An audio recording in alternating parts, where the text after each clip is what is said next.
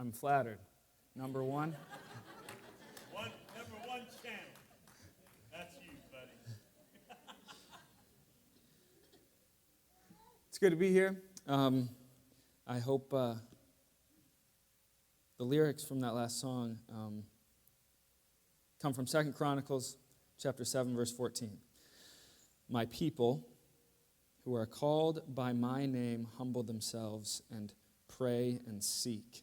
It's to crave, require as a necessity my face and turn from their wicked ways. Then I will hear them from heaven and forgive their sin and heal their land. What a powerful promise and reminder of the benefits of prayer. So let's go to the Lord and pray. Let's talk to him this morning and ask his blessing on our time that we have. Dear God, I thank you for the blessing it is, and it is a blessing to be here. Our hearts are grieved for those people in Ukraine right now, those believers who are displaced, who their normal Sunday gathering is not the same today. And our hearts go out for them. We thank you for the encouragement that we know in your word that you are with us, that you will never leave us or forsake us. You are with us through everything, and I pray that that truth would be what remains in the hearts and lives of those believers in Ukraine right now and in Russia, both. I pray that you would help them in this darkness, this dark time, to be shining lights of the gospel wherever you have them. Lord, we're thankful for this time, and I pray that you would help us to be able to focus on your word this morning. Lord, help me as I speak to be able to clearly communicate the truths of your word, and would your word be what convicts our hearts? Would your word be what enacts the change necessary in our lives to make us more like you, to help us to be more of what you want us to be? Would, as a result of this time, we leave having a greater understanding of who you are, how great you are. Lord, we love you. In your name we pray. Amen.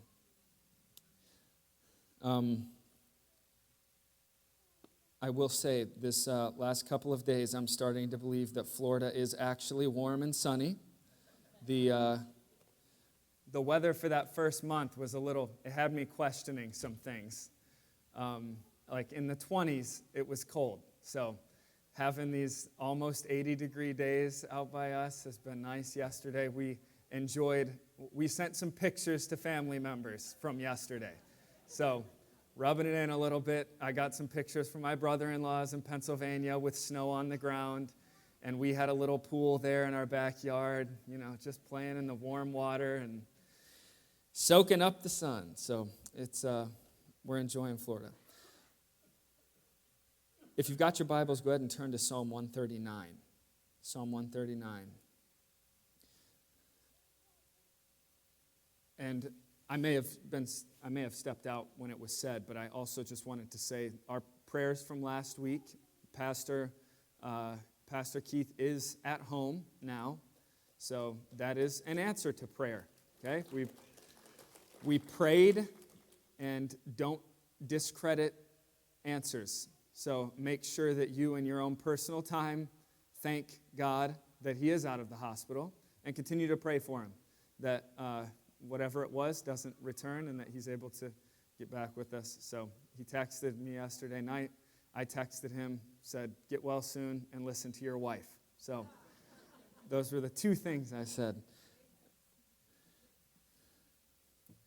Hopefully you're to Psalm 139 now, and I just want to read a quote from A.W. Tozer, and then we'll read through this chapter, all right? A.W. Tozer, he said, "The most important thing about you is what comes into your mind when you think about God.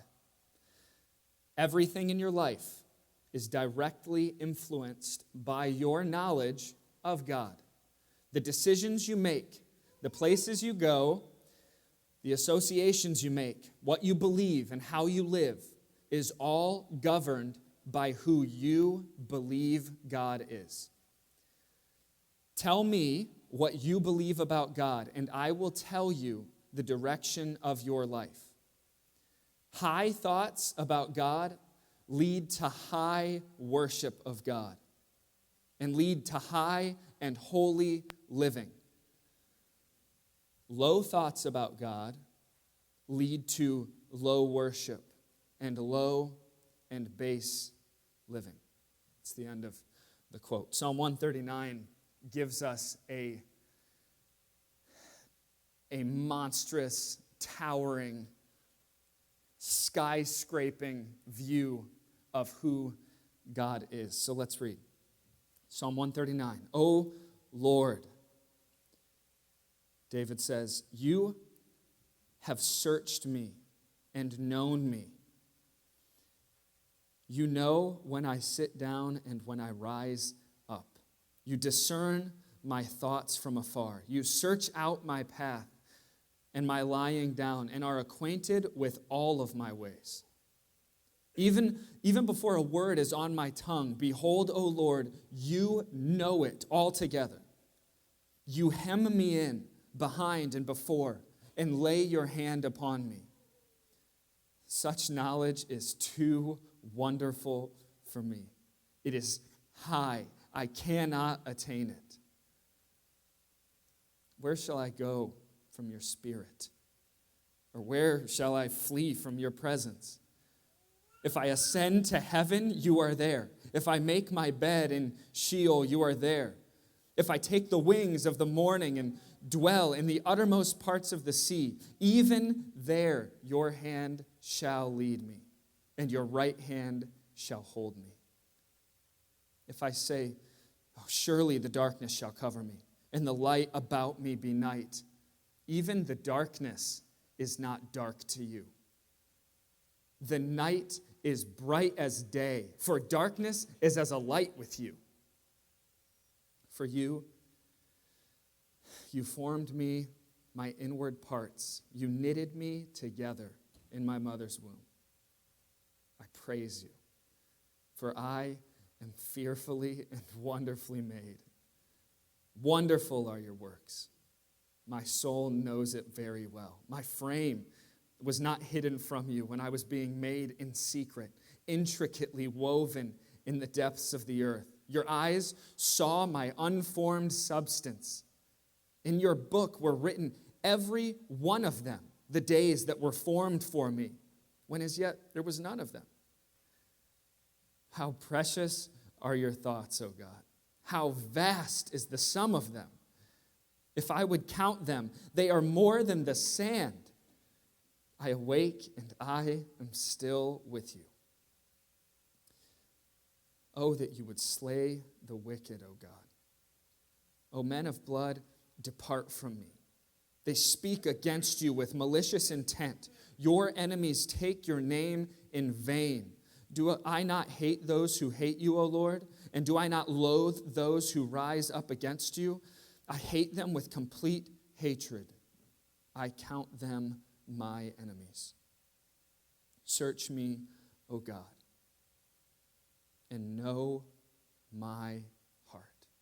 Try me and know my thoughts, and see if there be any grievous or wicked way in me, and lead me in the way everlasting. This is the psalmist David's words. And he starts out with that exclamation, O Lord, you have searched me and known me. Searched. That word searched is explored. I enjoy exploring places, okay? I think there's a certain type of person that enjoys exploring. Who are those people? Exploring, okay? Going to a place you've never been and being able to walk and experience something you've never experienced. Discover things. That's one of my favorite things about snow up in Wisconsin or West Virginia, when you would get like a foot of snow, foot and a half of snow covering everything. there's nothing there. There are no footprints. There's nothing. And there's that sense of wilderness when you get to go walk where no one has walked yet. There are no footprints in the snow. Exploring places. Examining. Searching it out. That's the word here. The Lord has searched out and explored David, and he has known him. He understands him. And he goes on to explain more over these next verses of what exactly that means. Verse 2, you know when I sit down and when I rise up. The words here are using a term, a literary term called merism. Merism. And what it is you've got this concept of everything in between. So there's a statement of when I sit down and then when I rise up. So when I'm sitting at my home, not doing anything, or when I'm risen and walking around, going about my day, and everything in between. We use maybe a merism and we don't even know it sometimes when we say, I've searched high and low for my keys and I can't find them. That's merism. Okay? You are saying, literally, I'm not sure if anybody went and checked on top of the ceiling fan, but you're saying everything from high to low. I've looked, I can't find it. That's merism. That's what's being said here. Everything from when you're seated to when David was up and about. God discerned his thoughts from afar. He knew the thoughts of David. He knew his mind. He searched out his path and my lying down. So wherever David was going, whatever David was going to do that day, God knew. He also knew when David was going to be laying down and sleeping, and everything in between. He is acquainted, verse 3, with all my ways. Everything about me he knows.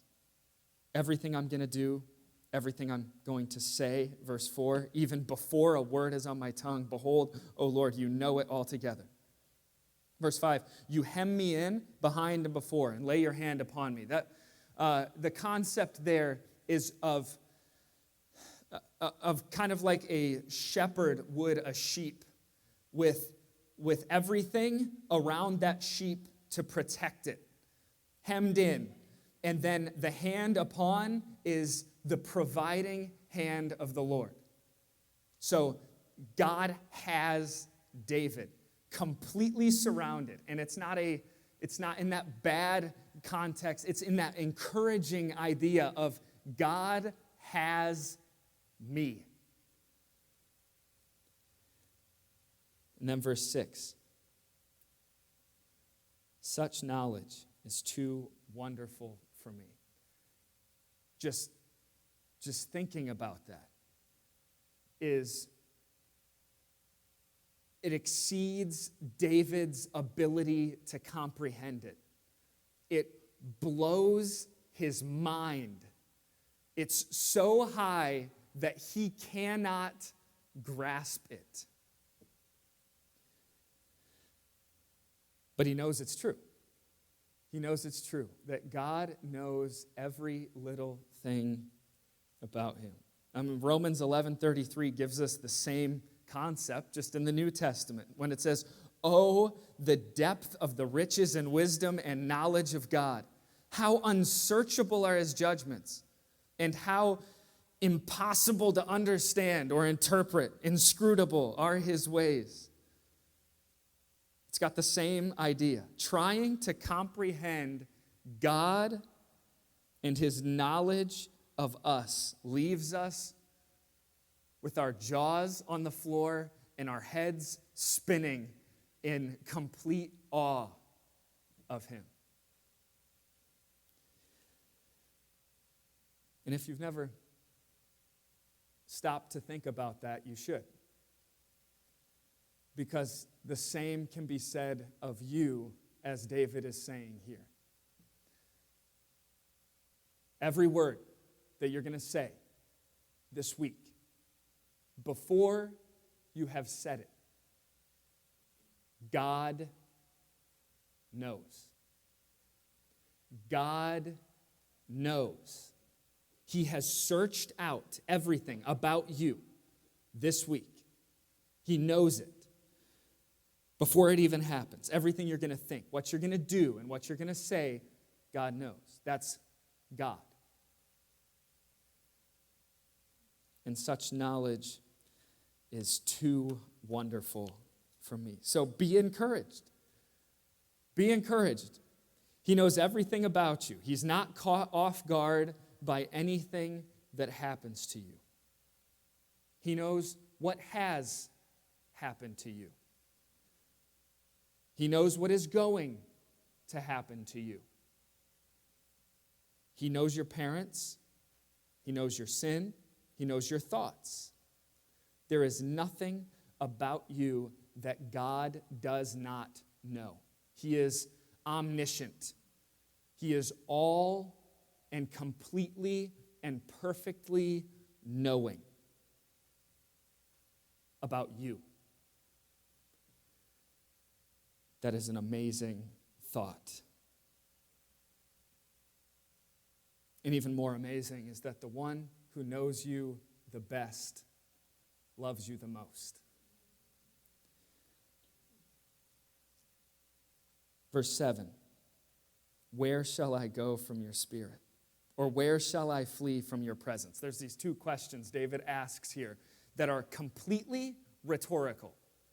There's nothing about them that is meant to give an answer back. David, they're rhetorical questions. There is nowhere that I can go to get away from God. He describes a little bit more of just his thought process and really our human thought processes. If I ascend to heaven, in verse 8, you are there. If I make my bed in Sheol, you are there. Okay?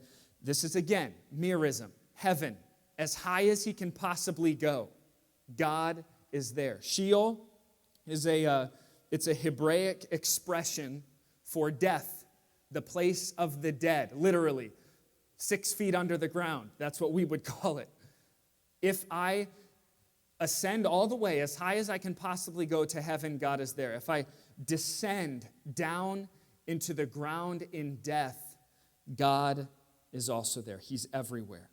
And the next verse is talking about the wings of the morning and dwelling in the uttermost parts of the sea. It's giving us, this thought is not original with me. This is taken from a pastor named Steve Lawson. He said, David is giving us this compass idea that as far as I go in the direction that the sun rises in the east, and as far as I go out into the Mediterranean, which is where David would have been thinking of when he's writing, the west, as far as I can possibly go that way, as far as I can go north, and as far as I can go south, there is nowhere that I can possibly go that God is not.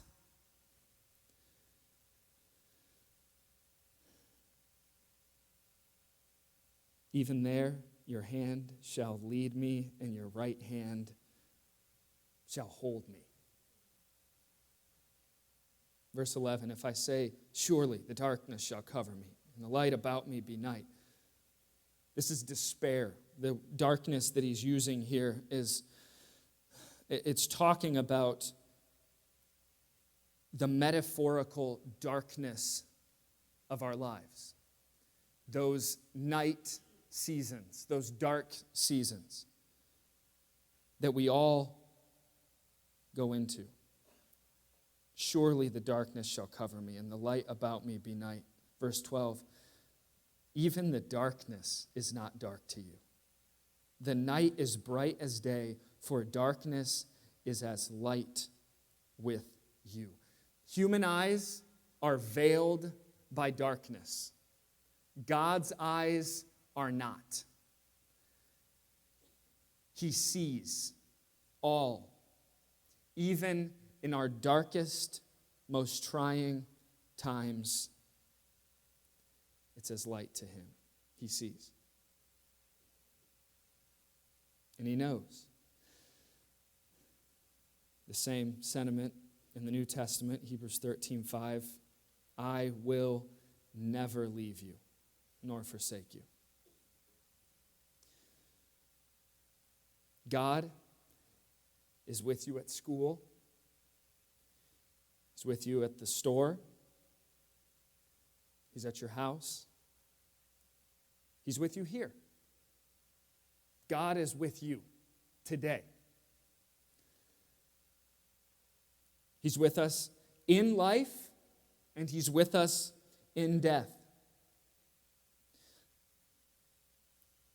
He's with you when you get that text message or that phone call that takes your breath away and leaves you with your head spinning and thoughts of despair and darkness and no hope. You are not alone in those moments. God is with you. David, the author of this psalm, had experienced death. He had experienced war. He had experienced fleeing for his life, trying to hide from everyone because everyone could possibly be trying to kill him. Even in the darkness of that kind of night, he knew that God was there, seeing and knowing everything, and he found comfort in that. Then you've got verse 13. I love these next verses here as well. He says, for. That word for is there kind of, it's saying what follows here is what describes and makes possible what's before. For you formed my inward parts. He created you. Inward parts, the word there in Hebrew is actually literally kidneys. It's talking about everything inside of you that makes you. Your personality, everything about you that makes you unique from every other person in this room and in this world. God made you. He formed your inward parts. He knitted me together in my mother's womb. I don't knit, okay? I have tried crocheting a few times. Terrible at it. Are there any knitters in here? A couple? All right, I see a few hands. We don't get the chance to see this very often nowadays, but when this is being written, the rugs that we just get in the mail, like we did this week from Amazon, so easily, $15, boom, rug at our front door in 3 days, okay? Some machine made that thing. I didn't have to worry about making that. But in the day that this was being written,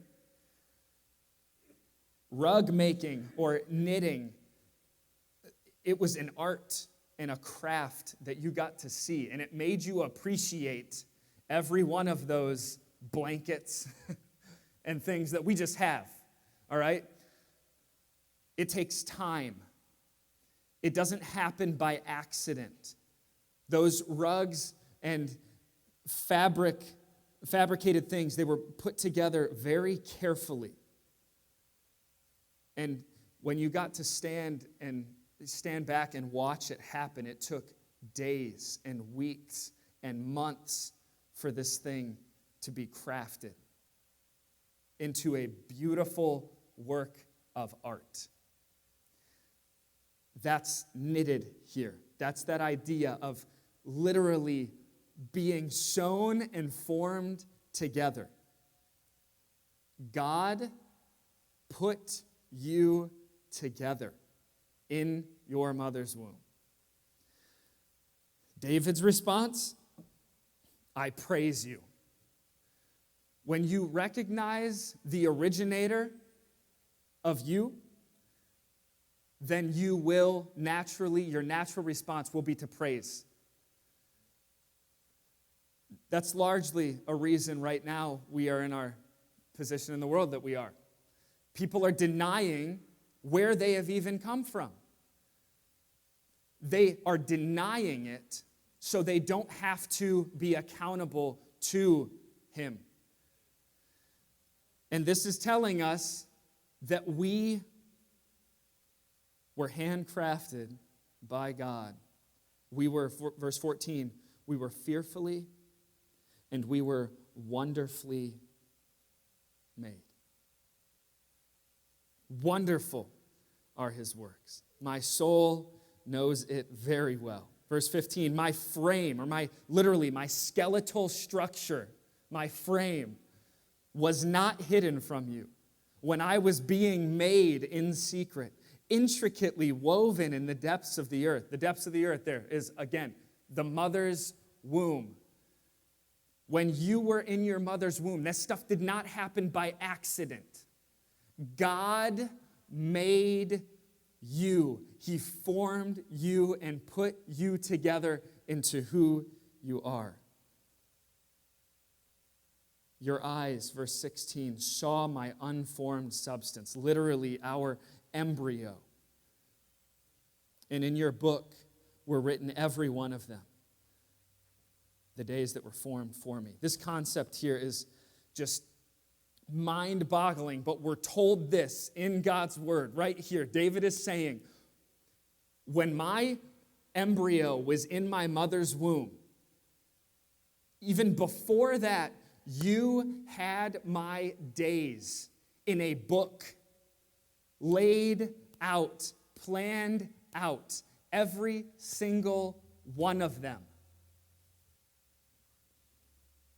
Even before they ever actually came to being, even before they were ever given an opportunity to be lived out, God had them. He knows about them. They are written down. How is that? How's that encouraging? The fact that he has the number of our days listed. Guys, every day that we live, God has you here for a purpose that he has designed you specifically for. And the day that you die, God has masterfully and sovereignly chosen that day. He has it planned. There is nothing that is catching him by surprise. He has your days mapped out. And there's comfort in that. That we don't have to live in fear of death. Because God has your life and your death in his hand. What does this lead us to do? Verses 17 and 18 say, how precious to me are your thoughts, O God. How vast is the sum of them. If I would count them, they are more than the sand. Okay, this is hitting me a whole lot different now that I'm in Florida, okay? West Virginia, we have dirt, okay? And I got to imagine the sandy beaches, okay? We went to the beach this week. There's a lot of sand. I think I brought half of it home with me, okay? Sand is everywhere. So many little tiny particles of sand. Just here in this state of Florida. David's writing this from the Middle East. Okay? You think we have sand here? You haven't seen sand till you see sand in the deserts over there. Okay? Those sandstorms that whip up, billions and trillions upon trillions of sand particles. And that is the number that David chooses to say, when I am thinking about your thoughts, God's thoughts towards me, the sand, the number of particles of sand don't even amount to those. God thinks about you. He knows about you. He has your life in his hand.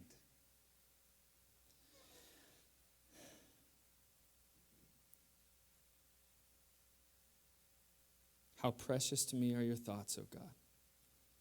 How vast is the sum of them. If I would count them, they are more than the sand. And I awake and I'm still with you. This isn't a dream. David's acknowledging when I open my eyes, it's not something that, oh, wow, okay. No, it's still true. God, every morning, these are the same truths that we are to be thinking about and reflecting on for our day. He's still with us. We are still with him. Then verse 19 brings about some kind of a questionable. It makes us think a little bit. Verse 19 down to verse 22. Oh, that you would slay the wicked, O God. O men of blood, depart from me. They speak against you with malicious intent. Your enemies take your name in vain. Do I not hate those who hate you, O Lord? And do I not loathe those who rise up against you? I hate them with complete hatred. I count them my enemies. So these are David's words. The man after God's own heart. So is it right? Is it okay that David hate people? I hope you ask yourself that. A very helpful thought came again from this pastor, Steve Lawson, and several other guys, a guy named Thomas Constable as well. It helps to recognize that there's a word called imprecatory psalms. As you look through the Psalms, many times the Psalms sound violent, but these prayers, which that's what they are, they're prayers calling for divine judgment on the enemies of God. So a quote from Steve Lawson, he says, "This is not personal malice and hatred being shown from David here. David is so aligning himself with God that what he loves and hates, that he is being godly, not ungodly. Okay? What David is calling for God to do is for God to execute the death penalty on these who have taken the lives of other innocent lives. They have destroyed that which has been made in the image of God.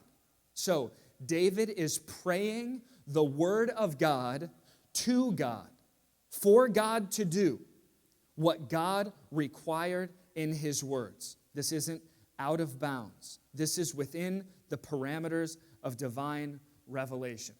So David is simply saying, God, you see, you know all. I, as a man, am siding with you. And these people are wicked, and they are rebelling against you. They are taking your name in vain. They are trampling on the very one that has created them, and they are taking the lives of other people that you have created. And David is saying, I'm not the one that enacts that judgment. They have sinned against God, and God, in his divine judgment, will enact judgment on those wicked people. And then verses 23 and 24, he goes back and says, search me, O God, and know my heart. Try me and know my thoughts, and see if there be any grievous way in me, and lead me in the way everlasting.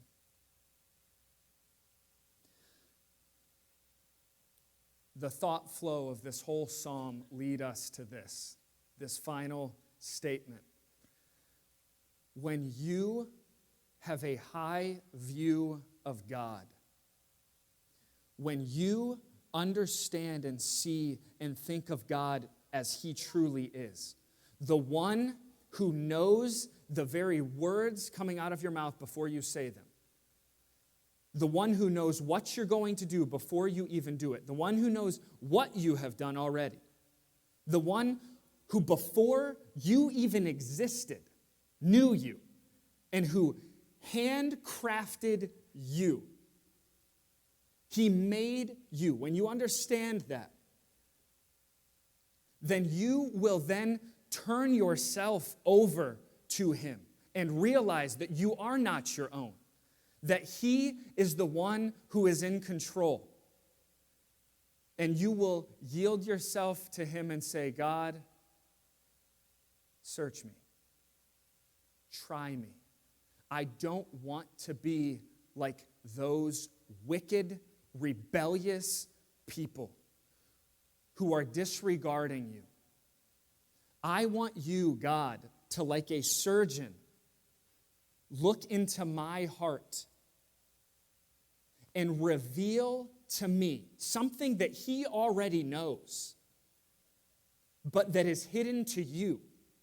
And you're asking him, you're saying, God, would you look into my heart and reveal in what way I am being wicked, that I am being sinful, that I am hurting you, that I'm being grievous, there in verse 24. See if there be any grievous way in me,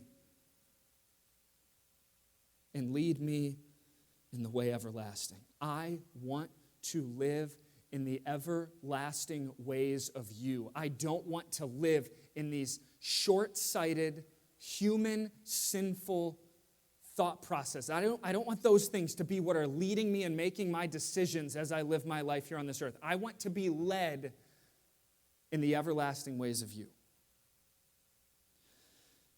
So there's such great comfort in this psalm, that the one who knows every up and down and in and out of my life, the one who is there every step of the way, who formed me in my mother's womb, who has every day of my life planned, the one who defends me, he loves me and wants me to love him more. Which leads me then to do as the psalmist and ask to the one who knows all to reveal to me more about my sinful self so that I can confess it and that I can forsake it. And I want to caution you. Okay, we sing songs like Draw Me Nearer. That's a prayer.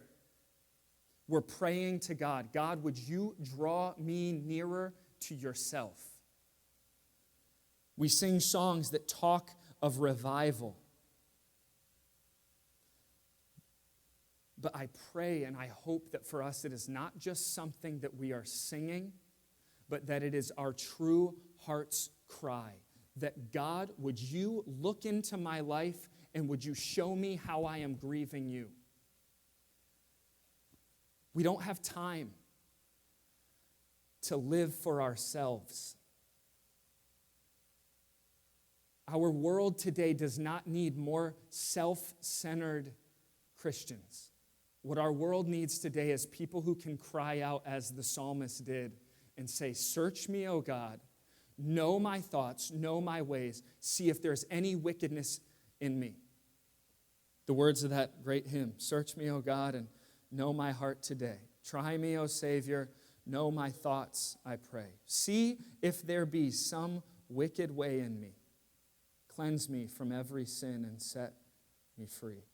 Lord, take my life and make it wholly thine. Fill my poor heart with thy great love divine. Take all my will, my passion, myself, and pride. I now surrender. Lord, in me abide. When you ask the Lord, your creator, the director of your life and sustainer of your life, to reveal to you what grieves him, to uncover the next layer of self that you need to deal with, he will. This is a purifying process, and it's a painful process at times, but it is worth it. He is God, and he is worthy.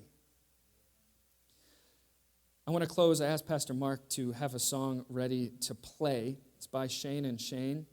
They have an album that is just called Psalms, and it's songs made from the Psalms. One of them is Psalm 139, and the title that they put to it, Psalm 139, and it says, "Far Too Wonderful." So he'll play it, and as it ends, then I will pray, and we will be dismissed.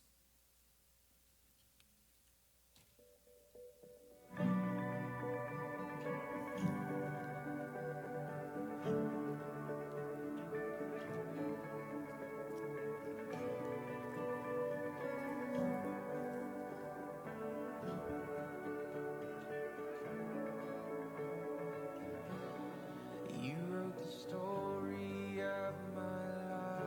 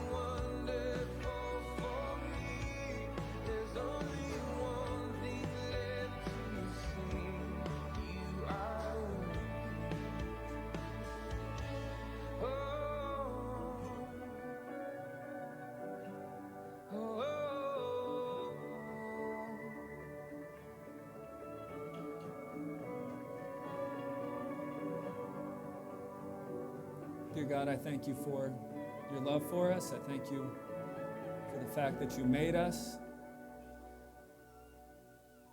Lord, with this week, we live lives in light of the fact that you are God and in control of everything. And would our desire to live more like you just grow as a result of your word. God, help us to be loving, caring, to show your light to others who are lost and in darkness. In your name we pray.